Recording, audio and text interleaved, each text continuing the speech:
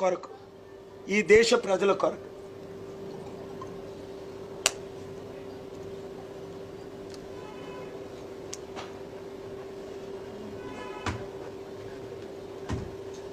ఈ రాష్ట్ర నాయకులు లక్షల కోట్లు దోచుకున్నారు. నా కన్నీరు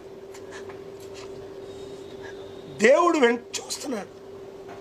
నేను రాజకీయాలకు వచ్చింది పదవి కొరకు కాదు, డబ్బు కొరకు కాదు. డబ్బు ఎక్కడ ఉందో తెలుసు.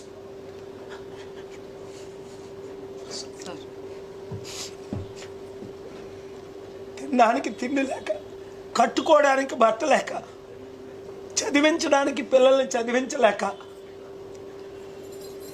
వాడడానికి మందులు లేక, ఉండడానికి ఇల్లు లేక,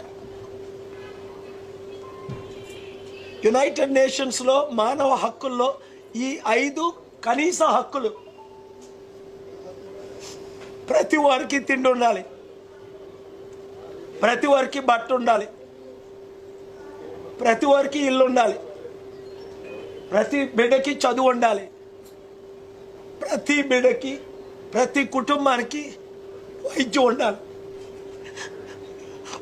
ఈ రాజకీయ నాయకులకు నిద్ర ఎలా పడుతుంది? ఈరోజు ₹1,00,000 ఆస్తి ప్రపంచంలో నా సొంత పేరుని ఎక్కడా లేకుండా 3.5 లక్షల కోట్లు ఇప్పించానంటే, నా భార్యని ఇంటర్వ్యూ చేయమన్నాను. ఎవరైనా మార్చి 22న నా భార్య అమెరికా వెళ్ళిపోతుంది. ఎందుకు ఛానల్స్ ఇంటర్వ్యూ చేయట్లేదు ఆవిడ్ని? ₹1,00,000 ఆస్తికి 33 సంవత్సరాల్లో నా కొడుకు కానీ, నా కూతుర్లకు కానీ, నా మనవలకు కానీ ఇన్ని వేల కోట్లు, లక్షల కోట్లు దేవుడు నాకు ఇచ్చాడు. ఈరోజు నేను చనిపోతే నా భార్య పిల్లలకి దిక్కే లేదు. ప్రపంచంలో ఉన్న చారిటీలన్నీ సొసైటీ పేరును పెట్టేశాను. ₹1,00,000 ఆస్తి నా భార్యకి, నా పిల్లలకి, నా మనవలకి, నా తల్లిదండ్రులకి నేను ఇవ్వలేదు. నా హృదయ వేదన నా ప్రజలకు తెలియాలి.